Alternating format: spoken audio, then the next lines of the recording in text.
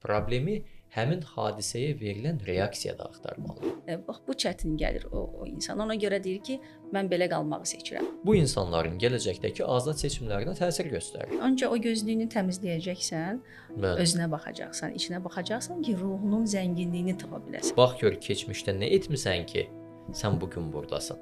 Bax o duyğu belə bəlkə də insanların o xoşbəxtlik anı belə poza bilər. Bruce Lipton da kitabında deyir ki, o 1% təsir göstərir. Hər insanda sabahdan mən dəyişirəm, hər şey yaxşı olacaq demə cəsarətinə sahib olmur ya da o gücü yoxdur. Yollar eyni yollardır, amma sən eynisən deyilsən. Həyat boyunca əsasən axtardığı 2 dənə duyğu olur. Huzur duyğusu və məmnuniyyət duyğusu. Bu ikisi birləşəndə də xoşbəxtliyi yaradır. O seçimimizi yaradan ona kimi müşahidə etdiyimiz, analiz etdiklərimizdirmi? Bunlar artıq psixoloji zəminlərdir. Zəmini formalaşdıran şeydir. Bu da necə yaranır? Ana bətnimizdə olduğumuz perioddan sonra anamızın bizə necə sevgi verdiyindən də çox şey asılıdır. Aha, körpə deməli buna hansı reaksiyanı göstərəcəyini onun artıq genetik meylliliyi müəyyən edir. Şuur altının fərqində olmadıkca başına eyni şeylər gələcək və sən bunları talih adlandıracaqsan.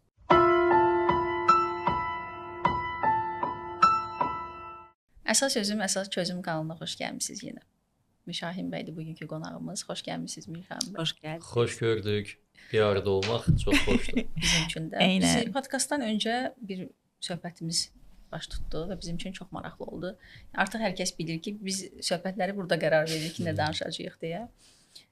Siz başladınız və istərdim ki, yenidən həmin o misalı çəkəsiz. Onun üzərindən də biz bunu müzakirə edək. Artıq podkastımızda deyirlər, ilk dəfə deyilsiniz məncə. Bəli, Ona görə talih mövzusuydu. Biz talihimizi özümüz mü seçirik? Baxaq görək, özümüz mü seçirik, yoxsa ki bizə seçdirirlərmi? Buyurun. Çox maraqlı mövzudur. Talih anlayışından danışanda təbii ki, insan keçmişindən söz etməsə olmur. Elə mən bu studiyaya gəlib çəkilişə gələnə qədər müxtəlif şəhərin küçələrindən keçirik, yollarından keçirik və s. Keçərkən elə insanın keçmişi gözündə canlanır. Elə yer var ki, oradan hər gün keçirsən, çox da bir xatirə, xüsusi spesifik xatirə olmur. Amma elə yerlər var ki, oradan keçəndə anlıq keçirsən həyatında bir dəfə, 2 dəfə, 3 dəfə və s. Müəyyən xüsusi məqsədlər üçün, xüsusi bir yerə gedəndə oradan keçirsən və təbii olaraq həmin yer zehnində həmin xatirə ilə, duyğu ilə kodlanır. Assosiasiya olur. Elə bəzi yerlər var ki, oradan keçəndə istər-istəməz mənim də zehnimdə bir şey canlandı və öz-özümə bir sual verdim ki, yollar eyni yollardır, amma sən eynisən deyilsən. Vaxt var idi bu yollardan keçəndə bambaşqa bir insan idin, bambaşqa niyyətlərdə olan, bambaşqa məqsədlər üçün harasa gedirdin. İndi eyni yoldan keçirsən, amma indi bugün məsələn studiyada çəkiliş üçün bura gəlirsən və bir anlıq insan keçmişinə gedir, baxır ki, səni bugünkü gündə bura gətirən şey nədir? İndi sözsüz ki, bizə çoxlu izləyicilər baxırlar, dinləyirlər, zamanlarını ayırırlar.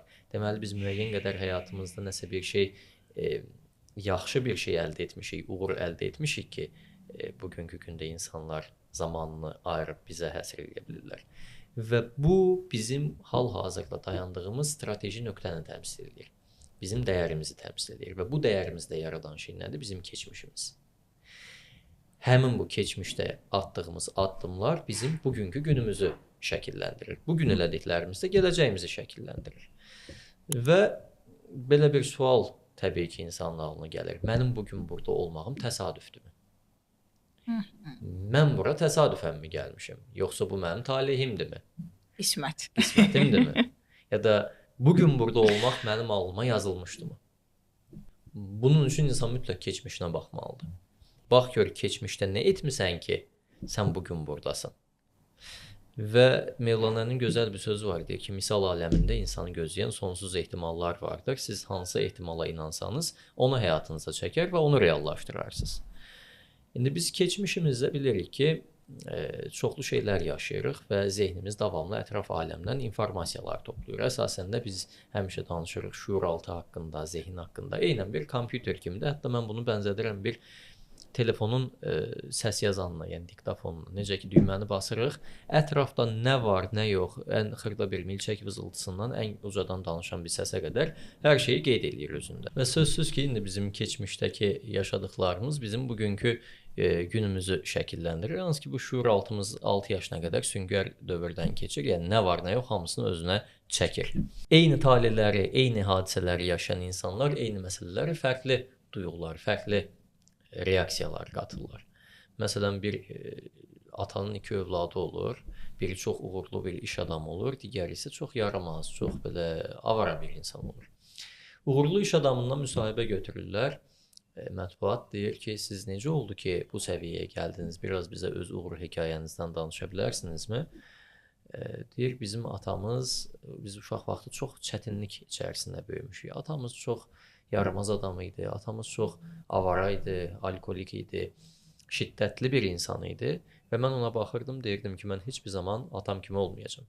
Ona görə də bugün bu nöqtəyə gəldim. Həmin şəxsin ikinci qardaşından müsahibə götürəndə o da çox avara, çox alkolik, çox zərərli vərdişləri olan bir insan olur. Ondan müsahibə götürən zaman o da deyir ki, bizim atamız mənim kimi idi. Mən də atama baxdım, atamın yolundan getdim.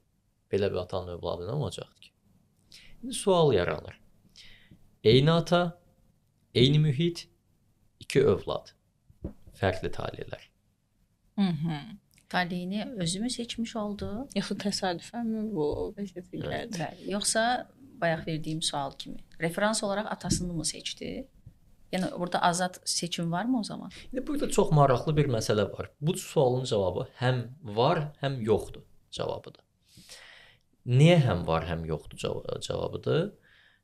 Çünki bunlar doğulduğu yeri özləri seçməyiblər. Valideynlərini seçməyiblər, mühiti özü seçməyiblər və s. Müəyyən bir yaşdan sonra necə biri olacaqlarını özləri seçiblər. Amma onların verdiyi o seçimə təsir göstərən şey özü elə onların keçmişdə yaşadıklarıdır.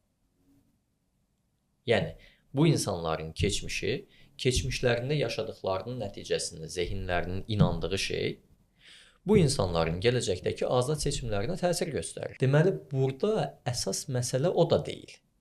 Yəni, azad seçim məsələsi də deyil.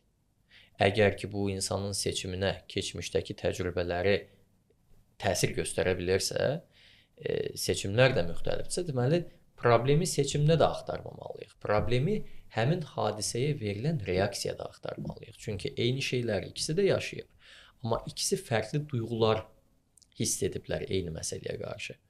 Biri deyib ki, mən heç vaxt belə olmayacağam, biri də deyib ki, yox, elə mən bu yoldan gedəcəm. Deməli, biz bir stresli vəziyyətə düşəndə əsasən 3 reaksiya göstəririk. Ya mübarizə aparırıq, ya qaçırıq, ya da donub qalırıq.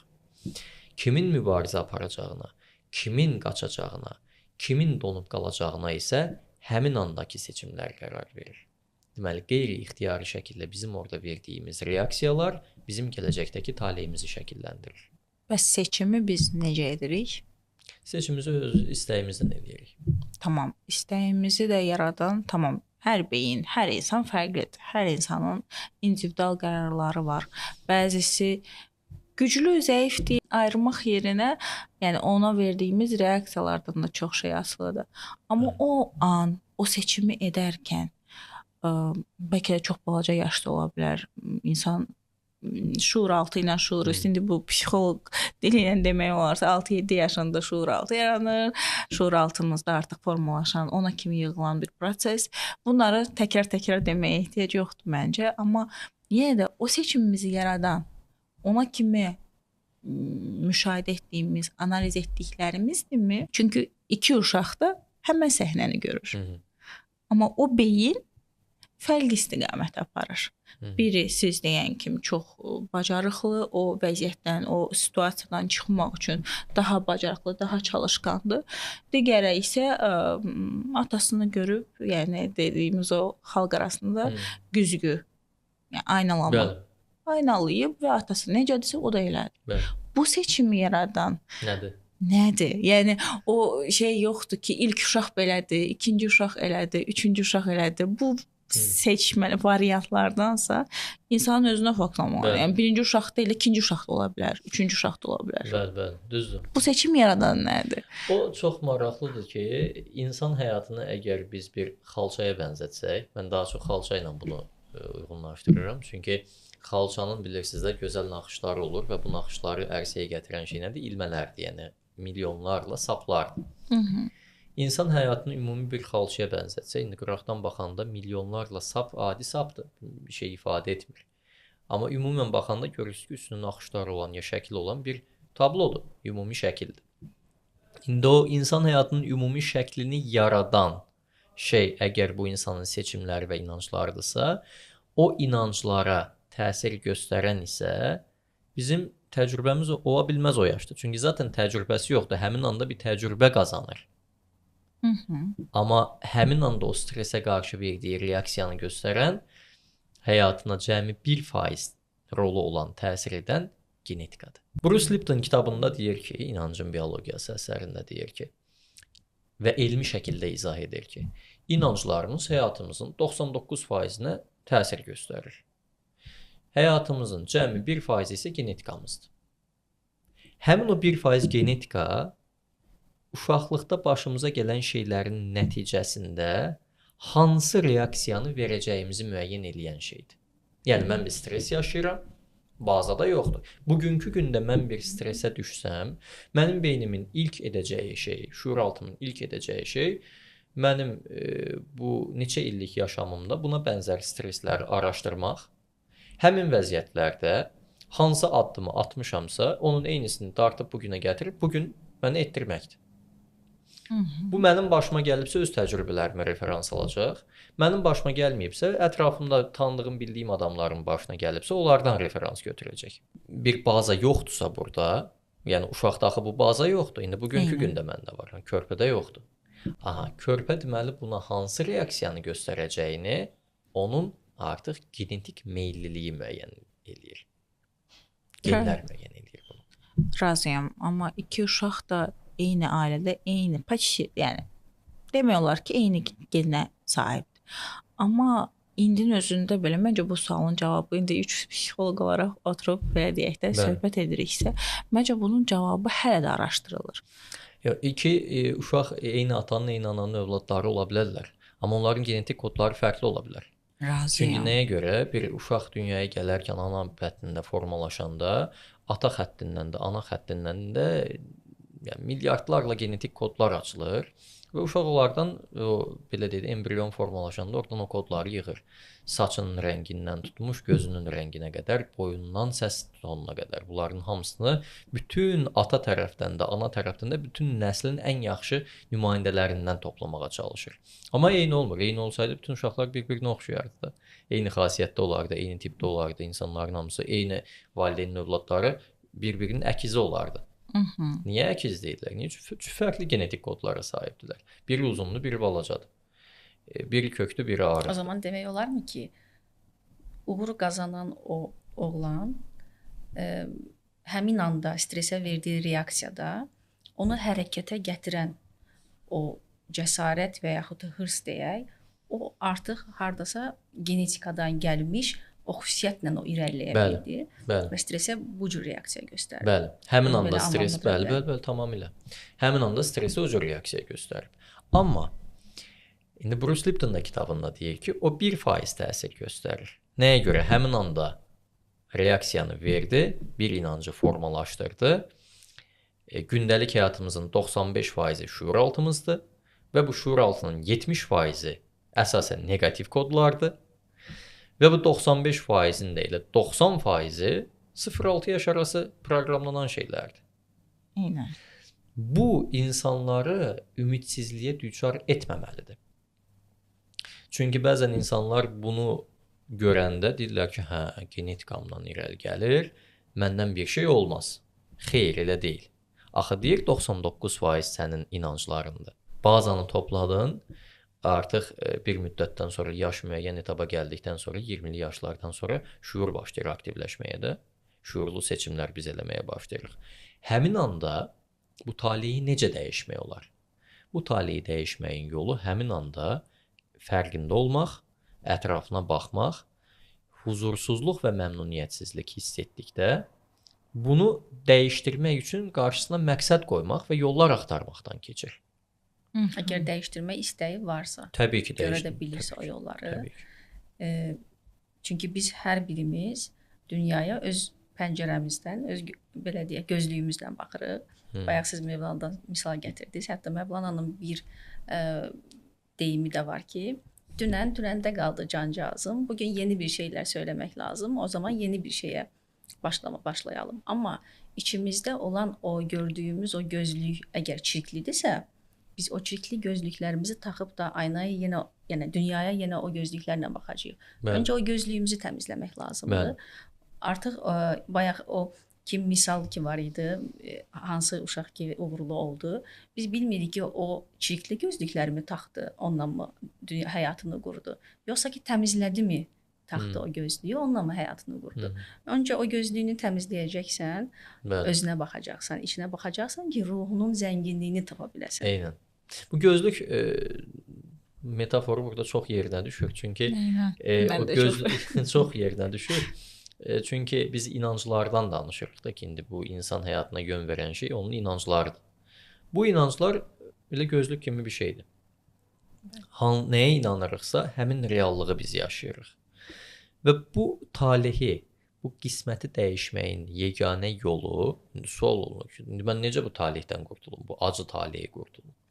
Jung zamanında deyir ki, şuur altının fərqində olmadıqca başına eyni şeylər gələcək və sən bunları talih adlandıracaqsan. Sonsuz çarx. Sonsuz çarx. Niyə? Çünki biz bir şeyə inanırıq, inancın nəticəsində duyğu yaranır, duyğu ilə davranışlar yaranır, davranış nəticə yaradır, nəticəyə baxıb inancımızı təsdiqləyirik. O inanc da yenidən çarx şəklində duyğunu, düşüncəni dövr elətdirir həyatında.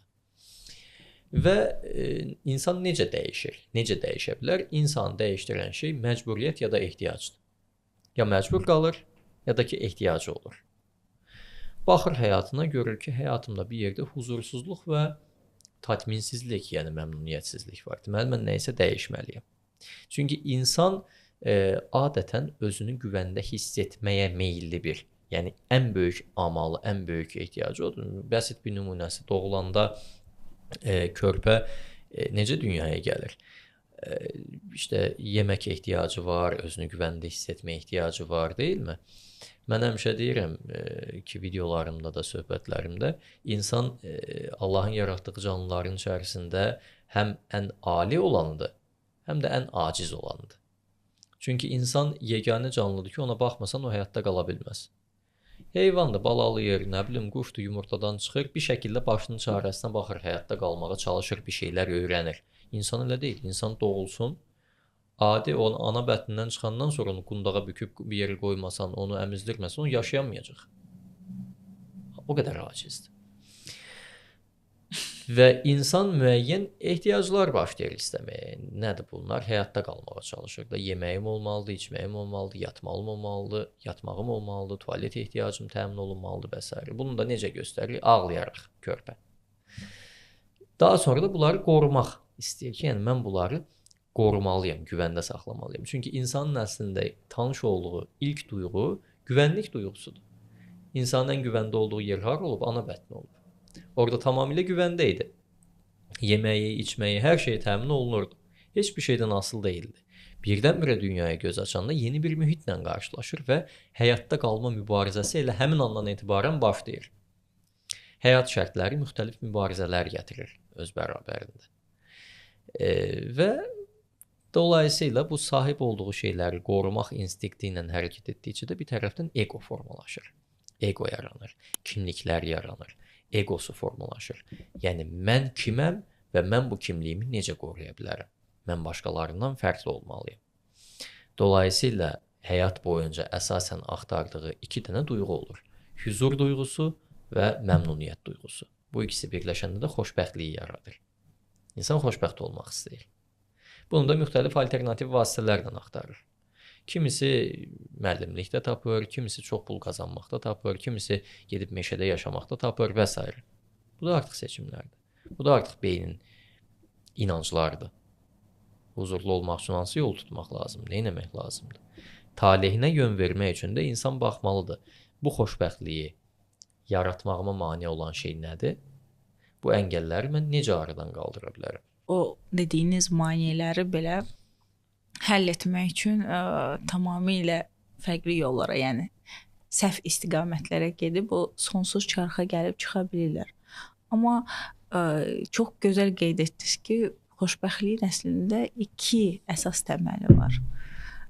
Çox insan heç bəlkə də bunu deyirlər, yemək yersən çox dadlı gələr, amma tam adını verə bilmirsən ki, nədir bunun adı ya da adı. Həmin anda imенно bax o anda xoşbəxt hiss etdiyi periodu belə qaçırdıb sabahlarda bunu yaşayım.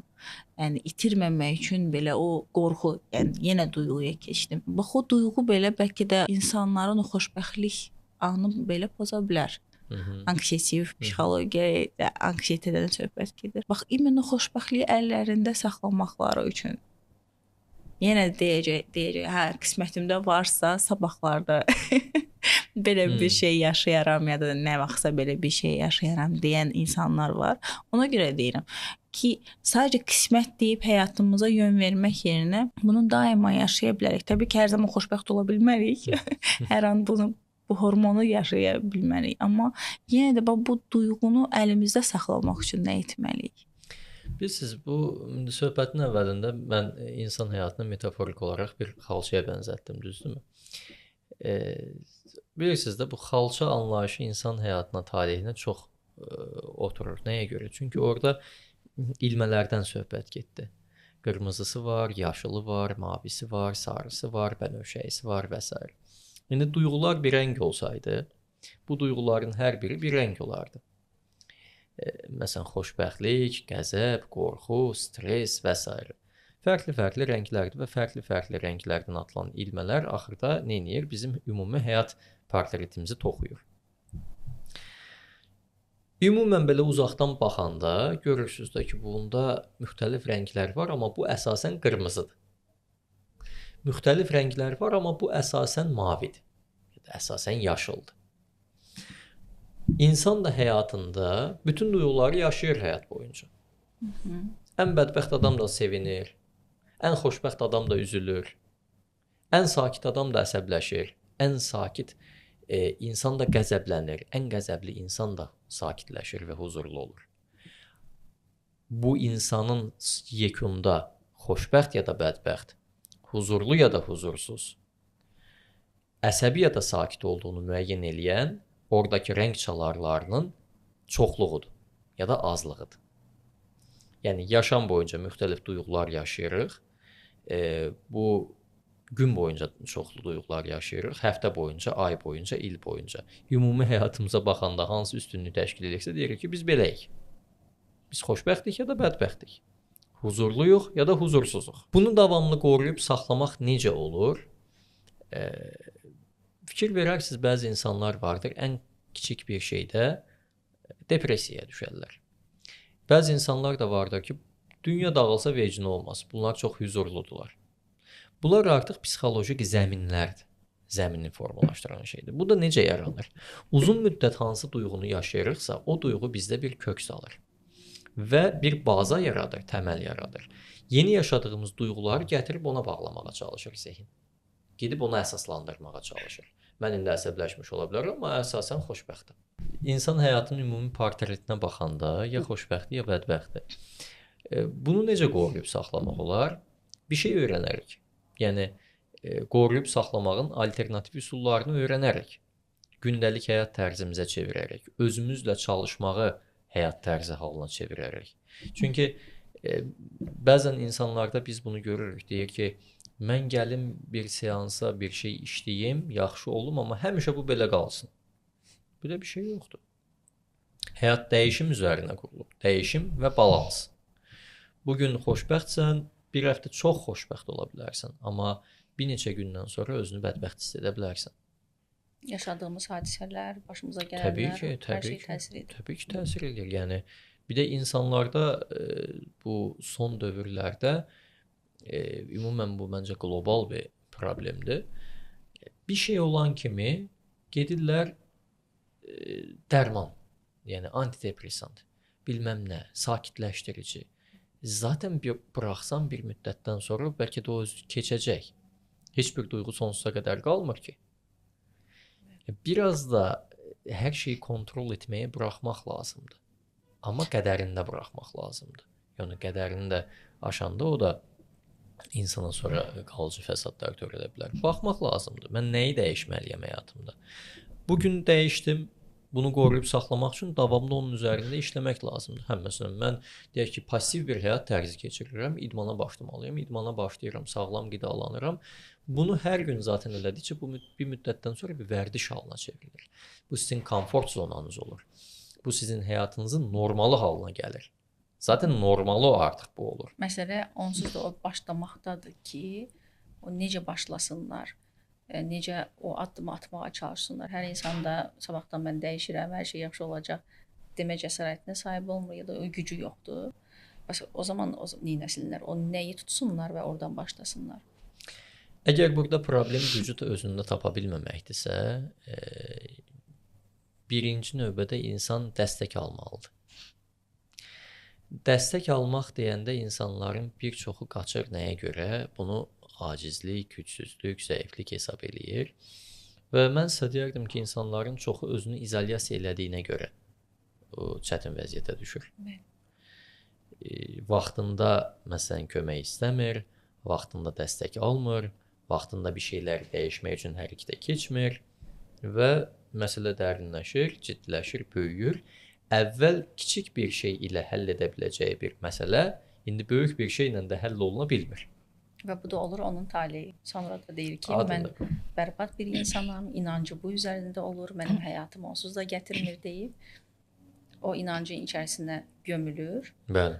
Və o bayaq gözlük misalı çəkdik. O gözlükdən başqa içərisi də artıq çiklənməyə başlayır. Dağılır dünyası.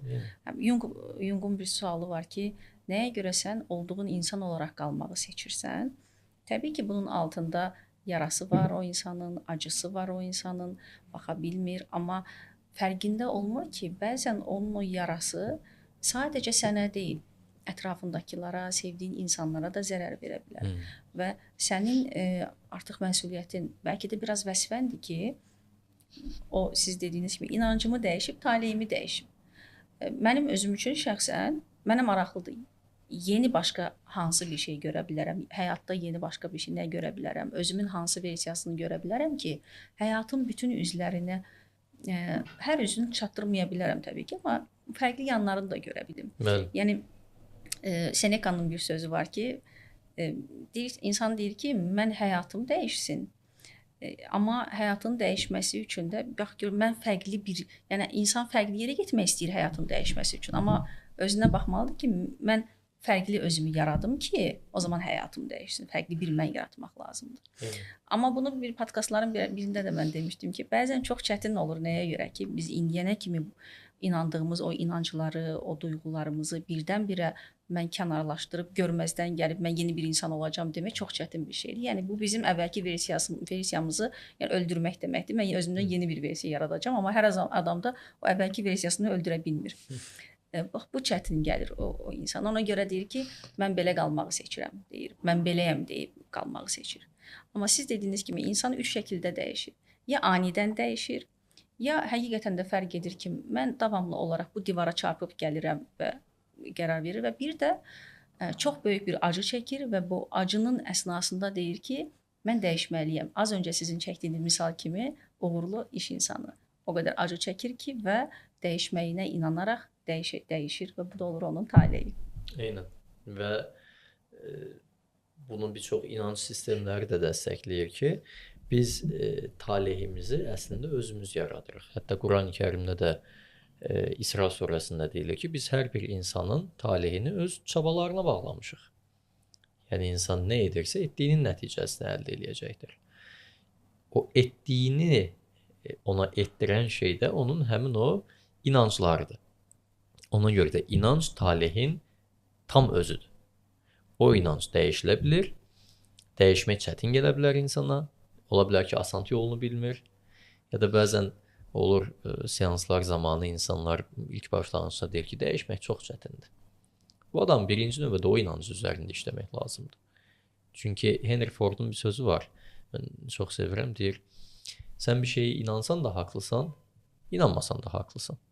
Çünki zaten nəyə inanırsansa həmin reallığı yaşayacaqsan. Hər kəsin fərqli yolculuğu var. Mənim də təbii ki, özümə xas bir yolculuğum var. Mən də həyatımdakı əsas çox şeylər öyrənmişdim. Psixologiyadan, psixoterapiyadan və s. Amma inanc mövzusunun bu qədər əhəmiyyətli olduğunu öyrəndikdən sonra mənim həyatımda köklü dəyişikliklər baş verdi. Çünki inancın bu qədər vacib olduğunu bilənə qədər problemin həllini davranışsal səviyyədə, duyğusal səviyyədə dəyişməyə çalışırdım. Gördüm ki, yox, o deyil. İnanc səviyyəsində dəyişim olmalı. Çünki inanc şuur altındadır. Məntiq şuur üstündədir. Şuurlu zehinlə şuur altını dəyişmək nə qədər mümkündür? 1 milyon dəfə daha sürətli bir sistemi dəyişməyə çalışır. Özündən 1 milyon dəfə güclü bir ordu ilə savaşmağa çalışır. Bu təbii ki, imkansızdır.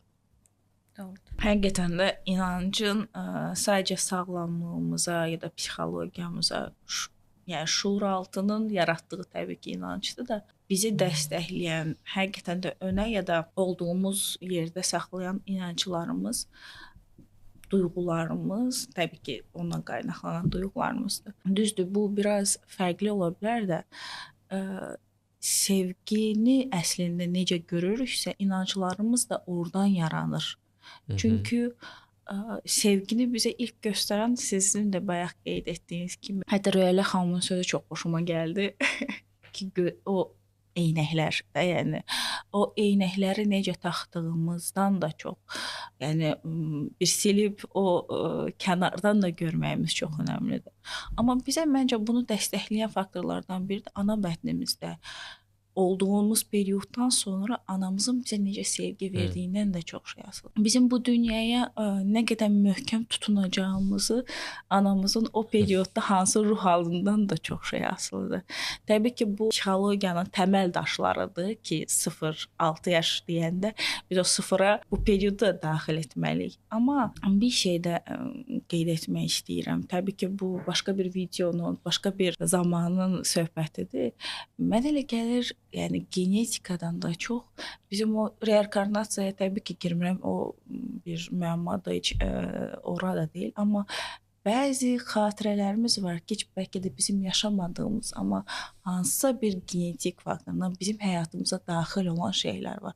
O 1% deyirik. Təbii ki, o 1% tutunaraq biz həyatımızı yaşamamalıyıq ki, hə, talih, qismət, bu belə yazılıbsa bu şəkildə olacaqdır. Yox.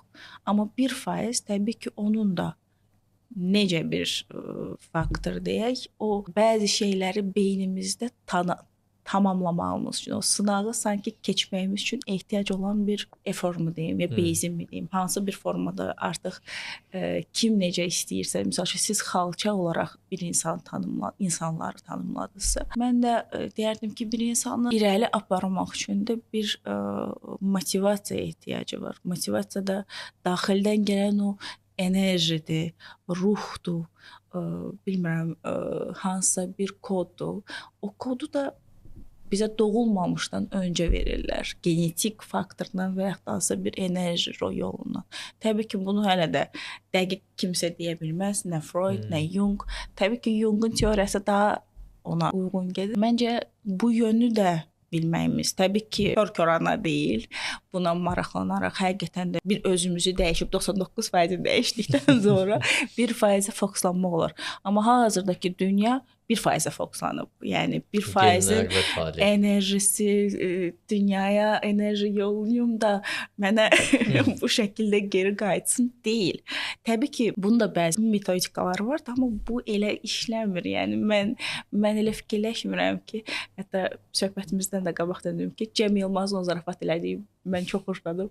Deyir, Secret kitabıdır. Marketdə bakliyatların yanında da, yəni bir oradansa da çıxart ki, yəni Secret dünyaya enerji verirsən və o sənə geri. Tamam, o var, amma başqa bir formada var. Bunun üçün bir özümüzü dəyişib, problemlərimizi, o çöplərimizi bir arındırıb, sonra artıq dünya, evrən, o 1% fokuslanmaq lazımdır. İçimizdə o bizim o inancımız olmasa, biz nə qədər də göndərsək, o dalğaları göndərsək, o bizdə dəyişmir. Təbii ki, Ona önəmli görə olan inancdır. içimizdə Mən də ona görə deyirəm ki, sənin o dediyin söz çox xoşuma gəldi ki, yəni o eynəklər bir silinməlidir. Bir də bu inanc insanın özünə aid bir inanc olmalıdır. Mənim çox təəssüf edərək izlədiyim bəzi şeylər olur bu sahədə. Məsələn, müəyyən rituallar eləyirlər. Şamlarla, nə bilim, başqa vasitələrlə və s. Okay, deyənlər olur ki, bu yaxşı təsir göstərdi. İnanc. Amma inancdır, amma belə bir şey. Bəli, biz inancın təsirini inkar etmirik. Əksinə deyirik ki, inanc həyatımızın 99%-idir. Amma bu inancın mənbəyinin hardan gəlməsi önəmlidir. Yəni, məsələn, deyək ki, bunu düzdür, mənim tam sahəm deyil, amma müəyyən qədər bilgim var deyə deyirəm. Deyirlər ki, insan bədəninə protein lazımdır ya da insan bədəninə karbohidrat lazımdır. Amma mən indi işlədiyim yerdə, klinikada da həkimlərlə, yəni idman zalında trenerlərlə mən söhbət əsnasında bunun fərqinə vardım ki, deyir, sənə karbohidrat lazımdır, amma o karbohidratı hardan aldığın önəmlidir. Sən çörəkdən də karbohidrat ala bilərsən, çörəyin də tərkibində var. Pivənin də tərkibində yüksək miqdarda karbohidrat var. Hansısa meyvənin də tərkibində də var. Amma təbii ki, onun hardan gəldiyi önəmlidir. Sənə çoxlu karbohidrat lazımdırsa, gedib onu pivədən, fermentasiya məhsulundan ya da çörəkdən almağın sənə xeyirli olmayacaq. Amma xeyirli bir yerdən aldığın xeyirli şeyin sənə faydası olacaq. Bunu nəyə görə dedim? Adı olsun, məsələn, şəkər. Meyvənin tərkibindəki şəkər faydalıdır, şirniyyatın, tortun tərkibindəki faydalı deyil. Zərərlidir. İndi bunlar da inancdır. Rituallar, numerologiya, nə bilim, astrologiya, o bürclərə baxan sahədə astrologiya. Astronomiya ilə qarışdırırıq bəs. Spiritualizm və s. Bunlar da bir inanc yaradır təbii ki insanda, amma inancın mənbəyi sağlam deyil. Sən əgər həyatını göydəki ulduzların sənə dediyi şeyə görə qərarlaşdırırsansa, o şama görə, o nə bilim ağac yarpağına görə, o zeytun budağına görə, o nə bilim hansısa bir rituala görə şəkillendirirsənsə, sən bütün gücünü Yaradanın sənə bəxş elədiyi o daxilindəki bütün gücü, qüdrəti, müdrikliyi alırsan, təslim edirsən həmin o vasitələrə. O olduğu müddətcə, var olduğu müddətcə şey var, sənin gücün, müdrikliyin var, olmadığı müddətcə demək ki, yoxdur. Təslim oldun, sən özünü acizləşdirdin, gücsüzləşdirdin. Onun üçün o inancı özündə formalaşdırmağın üçün, sənin özgüvənli olmağın üçün o yarpağa ehtiyacın yoxdur.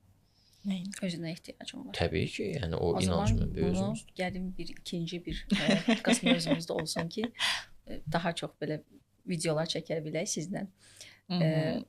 Son olaraq da demək istədiyim odur ki, bayaq dediyiniz kimi, hamımızın dediyi kimi inanc, yəni insanın doğulandan ölənə kimi yanında olacaq tək insan özüdür. Bəli. Ona görə də mən beləyəm deyil də, mən fərqli də ola bilərəm deməyi bacarması lazımdır. Nəyə görə?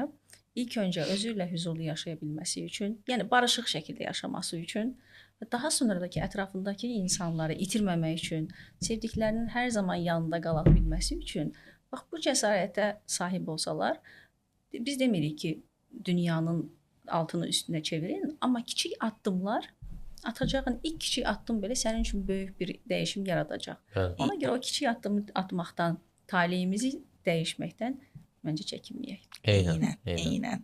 Komfort zonundan çıxaq. Həyatda ən uzun münasibət özümüzlə olan münasibətdir. Ona görə də özümüzə yaxşı baxaq. Eynən. Özünüzə yaxşı baxın. Özünüzə yaxşı baxın. Sağ olun.